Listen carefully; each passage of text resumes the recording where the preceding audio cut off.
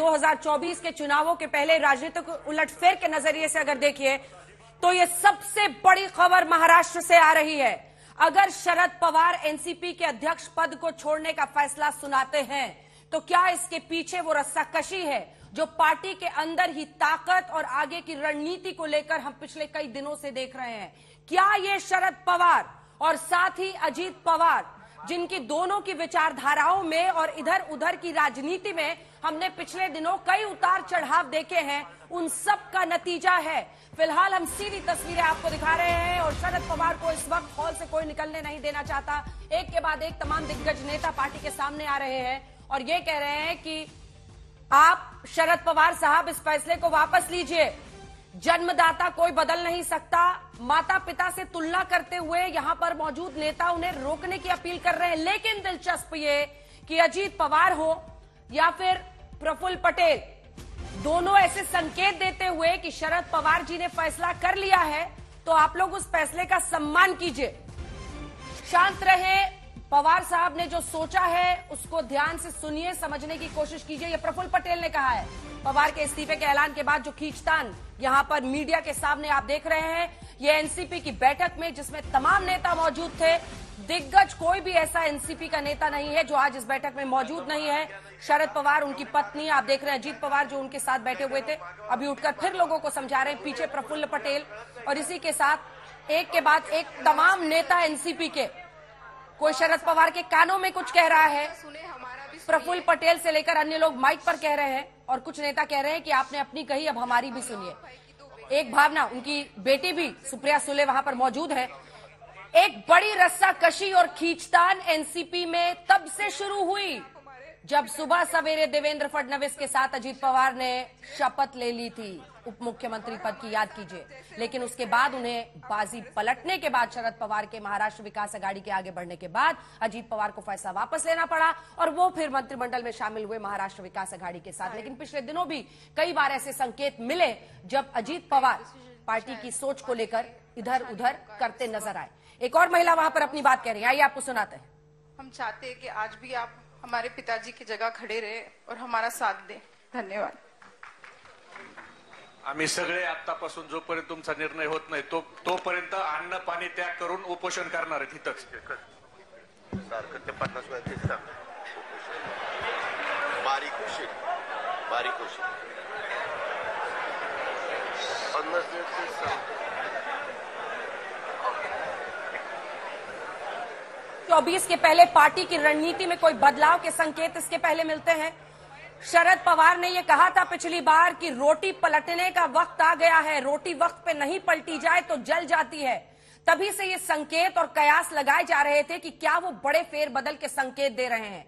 लेकिन कई लोग जो उनके करीबी हैं शायद जान रहे थे कि वो अध्यक्ष पद छोड़ सकते हैं। हालांकि यहां पर यही दर्शाया जा रहा है कि किसी को कुछ भी एहसास नहीं था कि वो इतना बड़ा फैसला आज ले सकते हैं। शरद पवार, उनकी पत्नी और बगल में अजीत पवार, एक बड़ा संकेत है ये। और अजीत पवार बीच बीच में माइक लेकर लोगों को वहां पर समझाते हुए कि आप शरद जी को जाने दीजिए, उन्होंने फैसला ले लिया है, उस फैसले का सम्मान करना जरूरी है। क्या 24 के पहले पार्टी की रणनीति को लेकर कोई बड़े संकेत इससे निकाले जा सकते हैं? क्या होगा महाराष्ट्र विकास अघाड़ी का? अजीत पवार और शरद पवार ने प्रेस कॉन्फ्रेंस में इससे पहले क्या कहा है, आइए आपको जल्दी से सुना देते हैं। जनतेचं प्रेम, सरकारचं प्रेम, त्यांचा विश्वास हाच माझा श्वास आहे। यापुढे आपणापासून कोणतीही हरकत नाही। मी आपणासोबत होतो आहे आणि शेवटच्या श्वासपर्यंत जाईन एवढंच या ठिकाणी सांगतो आणि आपली आघाडी करतो। गैरसमज करून घेत आहे की पवार साहेब अध्यक्ष नाही म्हणजे पक्षामध्ये नाही अशातला भागच येत नाही। आज काँग्रेसमध्ये अध्यक्ष खरगे, पण काँग्रेस चालली सोनियाजींच्याकडे बघून। त्याच्यामुळं पवार साहेबांच्या आत्ताचा वयाचा विचार करता साहेबांशी आणि सगळ्यांशी चर्चा करून एका नवीन नेतृत्वाकडे आपण ही जबाबदारी देऊ पाहतोय। ते नेतृत्व साहेबांच्या मार्गदर्शनाखाली पार्टीचं काम करेल। शेवटी साहेब म्हणजेच पार्टी आहेत हे तर काही कुणी येडागबाळांनी पण सांगायचं कारण नाही। त्याच्यामुळं आपण जे सारखं सारखं सांगताय, आता पवार साहेबांनी तो निर्णय घेतलेला आहे. ते साहेबांची अशी इच्छा आहे की तुमच्या तर भावना साहेबांना कळालेलेच आहे. साहेबांनी सांगितलंय की जी काही कमिटी आहे त्या कमिटीनं त्याबद्दलचा एकंदरीत लोकांचा काय कौल आलेला आहे आता ते लक्षामध्ये घेऊन पुढच्या गोष्टी त्यांनी ठरवाव्यात आणि ते जे ठरवतील ते साहेबांना मान्य आहे असं साहेबांचं म्हणणं आहे. कमिटी म्हणजे काही कुठली बाहेरचे लोक नाहीये, आपले परिवारच आहे. आपला राष्ट्रवादी काँग्रेस पार्टी परिवारातलेच सन्माननीय सदस्य सगळे बसतील. आम्ही पण काही दुसरे बाहेरचे नाहीये.